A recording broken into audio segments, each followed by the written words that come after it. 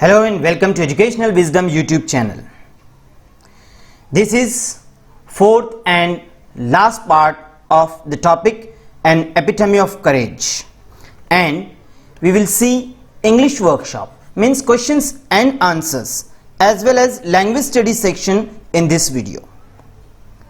I have already explained the topic in the first 3 videos.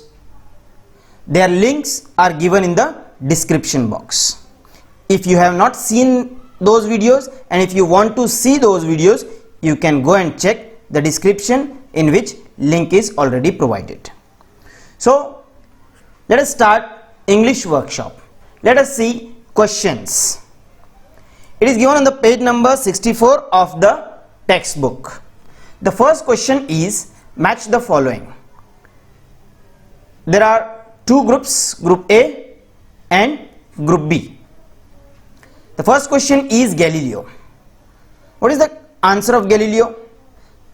Let us see all the options. The concept which helped Stephen, no. Music and mathematics, there is no relation to music and mathematics in the topic with relation to Galileo. The greatest scientist of this century, no. Galileo was not present in this century. And the option D is the greatest scientist 300 years before Hawking. Yes, Galileo was 300 years before Hawking. That's why the answer of this question is D. I will write the answers here in the bottom. Next option, Stephen Hawking, Dr. Stephen Hawking. The concept, no, Stephen Hawking is not a concept. Music and mathematics, he liked music and mathematics. And the option C is the greatest scientist of this century. Yes, this is the answer of this question, C. Next is black holes. What are black holes? Yes, option A, the concept which helped Stephen to get his PhD. So option A for question number 3. Question 4, Stephen's favorite subjects. It's very easy, music and mathematics. So the answer of 4 will be option B. Let us move on to the next question, question B. Question 2, complete the following web chart containing the qualities of Dr. Stephen Hawking. What are the qualities of Hawking? One is given there, he was courageous. और कैसा था वो? He was very simple person. और simple ही से related और भी कुछ चीजें हैं. For example, humble. All these qualities are given in the topic itself. और दिया हुआ है down to earth. जब कभी भी एग्जाम में आपको इस तरह का वेब बनाने के लिए कहा जाए तो बेहतर है कि आप वेब ही बनाएं डायरेक्ट आंसर लिखने की बजाय. नेक्स्ट उसकी quality, he was hopeful. Hopeful था वो, उम्मीद से भरपूर था. एंड सबसे बेस्ट, सबसे ज्यादा जो उसके अंदर क्वालिटी थी, that is he was intelligent. So this is question 2. Move on to the next question 3. Arrange the following statements according to the occurrence in the life history of Dr. Stephen Hawking. Stephen Hawking की life में जो वाकयात हुए उनको यहां पे options दिए हुए 8. हमको क्या करना है? उनको अरेंज देम, उनको लगाना है तरतीब से. किस तरतीब से? occurrence in the life history of Dr. Hawking. Life में जो पहले आया उसको पहले लिखेंगे, जो बाद में आया उसको बाद में लिखेंगे. इस क्वेश्चन में आपको क्या करना है? Read out all the options first, then find the option which comes the first.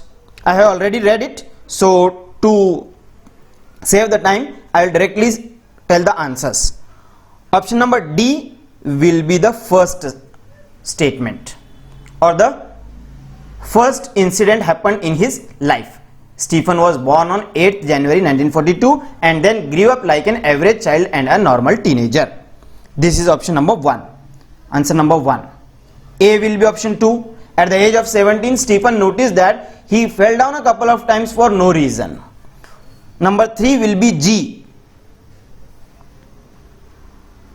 Number 3 will be G. Stephen decided to continue his doctoral research work with renewed vigor.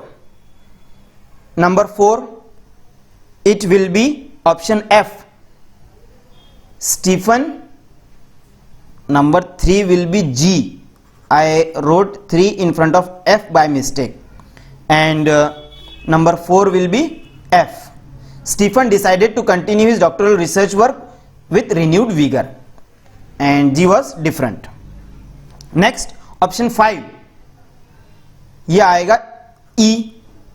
The disease worked its way into Stephen's body and left him disabled. Option 6 जो मैंने यहां पे screen पे नहीं लिया है, गलती से वो छूट गया है, वो है G के बाद वाला ऑप्शन, ऑप्शन H. वो क्या है मैं आपको पढ़ के सुनाता हूं, अगर आपके सामने बुक हो तो आप देख सकते हैं. दो confined to a wheelchair, he worked on computer and expressed his thoughts. ये आएगा number 6. Then B will be 7. He became a fellow of the Royal Society and a member of the US National Academy of Science. And option C will be last answer, number 8. He believes that in the next millennium science will discover the core secrets of the universe. आपको ये सभी answers अपनी notebook में लिखने हैं. Next question, question 4. Homographs. What are homographs? क्या होते हैं ये? आगे दिया हुआ है. Pairs of words. वर्ड्स की ऐसी जोड़ी, दो वर्ड्स आने चाहिए. कैसी जोड़ी? That are spelled and pronounce the same. जिनकी स्पेलिंग भी सेम हो, प्रोनाउंसिएशन भी सेम हो, but have different meanings. Meaning should be different in different contexts, in different backgrounds, their meaning should be different. ऐसे वर्ड्स की pairs को कहा जाता है homographs. For example watch and watch. देखिए स्पेलिंग भी सेम है, प्रोनाउंसिएशन भी सेम कर रहे हैं, हम दोनों को सेम पढ़ रहे हैं, but there meaning is different in different backgrounds. एक बैकग्राउंड में होता है इसके मीनिंग ऑब्जर्व, और दूसरे बैकग्राउंड में होता है डिवाइस दैट शोज टाइम, घड़ी जिसको कहते हैं. अब क्या करना है हमको? Use the following words in two different context. इनको टू डिफरेंट कॉन्टेक्स्ट में यूज करना है, इनकी मीनिंग बताना है पहले हमको. दो डिफरेंट कॉन्टेक्स्ट में इनके मीनिंग किस तरह से डिफरेंट होंगे. पेयर के एक मीनिंग तो सॉरी कपल के एक मीनिंग तो होते हैं पेयर, और एक डिफरेंट एक और मीनिंग होते हैं लिंक. माइंड के एक मीनिंग हो जाएंगे आइडिया, एंड एक और मीनिंग होंगे बी ऑफेंडेड बाय. और भी एक मीनिंग होते हैं लेकिन उसकी जरूरत नहीं हमको. किसी बी ऑफेंडेड बाय में किसी चीज से गुस्सा हो जाना, नाराज हो जाना. स्पेस, एक तो इसके मीनिंग हम सबको पता है, एन एम्प्टी एरिया जहां पे एयर भी नहीं है, दैट इज स्पेस. और दूसरे उसके मीनिंग होंगे personal time, personal time, and freedom to think. सोच विचार करने के लिए जो पर्सनल टाइम होता है जहां कोई हमको डिस्टर्ब न करे, that is also called as space. Next, sound. एक तो साउंड के मानी होंगे ऑडिटरी सेंसेशन, सुनने की जो हमारी सलाहियत है, दैट इज साउंड, जिसको हम सुनते हैं. एंड डिफरेंट मीनिंग उसके वो होते हैं appear in a certain way, किसी खास तरीके से जाहिर होना, that is called as sound. ये हो गया. आगे बढ़ते हैं. लेफ्ट, एक तो हो गई हमारी left side, right and left कहते हैं ना. और जो नेक्स्ट है मीनिंग वो है गो अवे, या वेंट अवे भी कह सकते हैं उसको, from a place, from a place. अब आगे कुछ और क्वेश्चन दिया हुआ है, देखिए क्या दिया हुआ है. In your notebook make pairs of sentences with any 3 of the above homographs. इनमें से कोई 3 यूज करना है हमको ए से ई तक के, and make pairs of sentences. हर एक के 2-2 सेंटेंसेस बनाना है. हम समझ सकते हैं एक ये मीनिंग वाला, एक ये मीनिंग वाला बनाना है हमको सेंटेंस, ऐसे किन्हीं 3 पेयर्स के. तो मैं आपको कुछ एक एग्जांपल बता देता हूं. फॉर एग्जांपल लेफ्ट, लेफ्ट को कैसे यूज करेंगे हम? My left hand is my left hand is aching, दुख रहा है, ये हो गया एक मीनिंग लेफ्ट के। सेकेंड है go away from a place, I left the school eight 5 PM, ये हो गया सेकेंड मीनिंग वाला सेंटेंस। ऐसे ही आपको कोई भी तीन को यूज करना है, एक तो मैंने आपको बता दिया।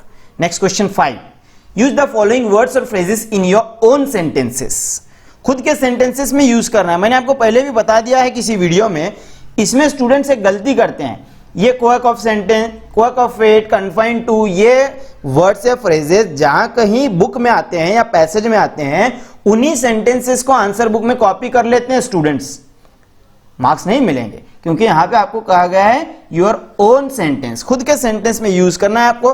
अगर आप बुक वगैरह की हेल्प लेते हैं पैसेज की, तो भी एक चीज का आप ख्याल रखें, सेंटेंस को कुछ हद तक चेंज कर लें। क्वर्क ऑफ फेट के मीनिंग पहले हमको देखना पड़ेगा। अनलकीली, बदकिस्मती से, अब इसको सेंटेंस में यूज करता हूं मैं, he lost his job by quirk of fate.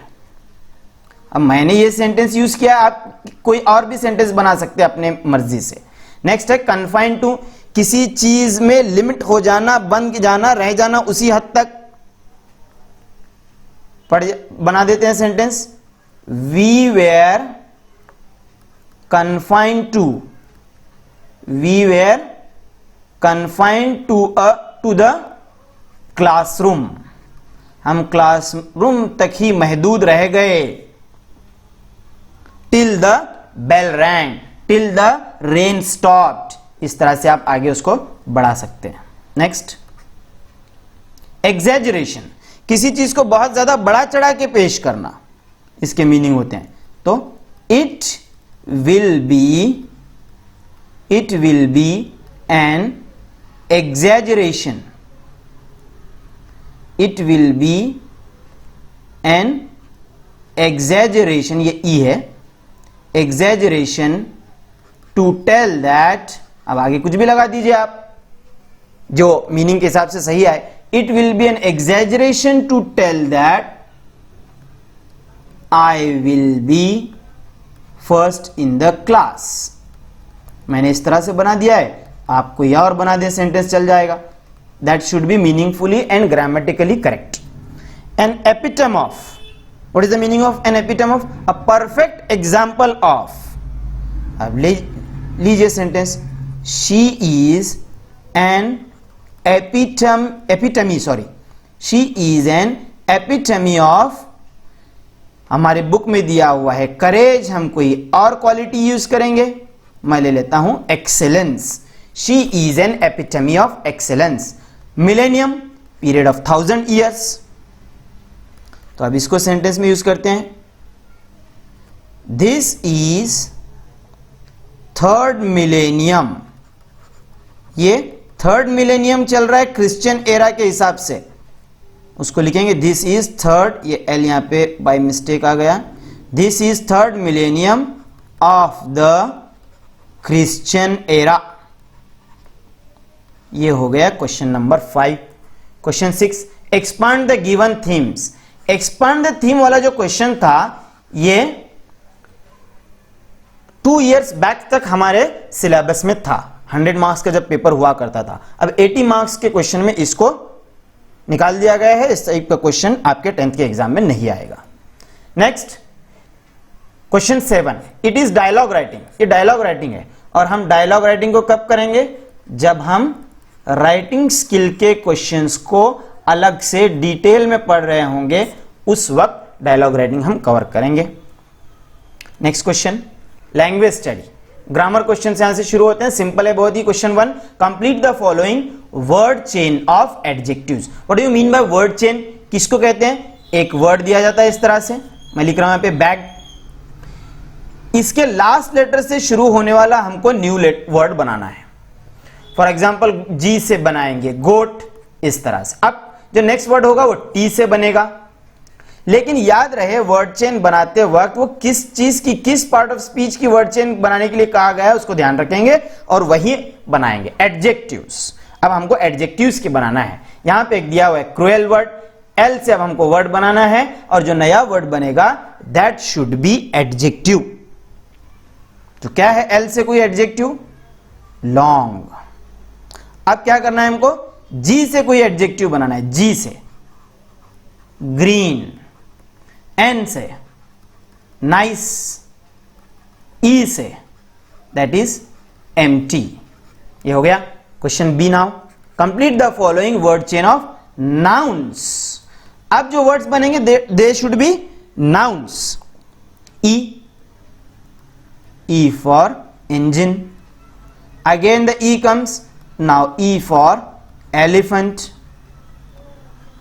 Now we have to make the word by T and it is simple, table. Now again E comes and now I will write egg. Next complete the following word chain of verbs. अब verbs को बनाना है, ये mistake हो गई, print mistake. grow, W से कोई verb होना चाहिए, that will be work. K for no, W for wear, R for write. Next D, complete the following word chain anyway. Anyway means कोई भी बनाइए आप, that may be adjective, noun, verb, adverb, कोई भी part of speech में से रहेगा चलेगा। Physics, now make the word starting with S, that is science. now E for egg, ये देखिए हमने यहां पे बनाया था, ऐसे रिपीट कर सकते हैं या नहीं? बिल्कुल कर सकते हैं, या कोई दूसरा भी आप ले सकते हैं, फॉर एग्जाम्पल एनर्जी। now जी से ले लेता हूं गेट। now टी से टी ही बना देते हैं, TEAT. So this is question 1 of language study. Question 2A, convert the following to exclamatory sentences of the same meaning. और B है convert the following to interrogative means question form. ये दोनों grammar item के video में अलग से बनाऊंगा ताकि आप अच्छी तरह से समझ जाएं और उनकी लिंक डिस्क्रिप्शन में दी जाएगी। अगर आपको लिंक डिस्क्रिप्शन में न मिले तो चैनल पे सर्च कीजिए, आपको वो जल्द ही मिल जाएगी। उम्मीद करता हूं ये आंसर्स आपको समझ में आ रहे होंगे, किस तरह से आंसर निकालना है आप वो समझ रहे होंगे। आपको इन आंसर्स को और क्वेश्चंस को अपने नोटबुक्स में लिखना है। तो चलिए आज यहीं रुक जाते हैं, फिर नए वीडियो में एक नए टॉपिक के साथ मिलते हैं। Till then good bye.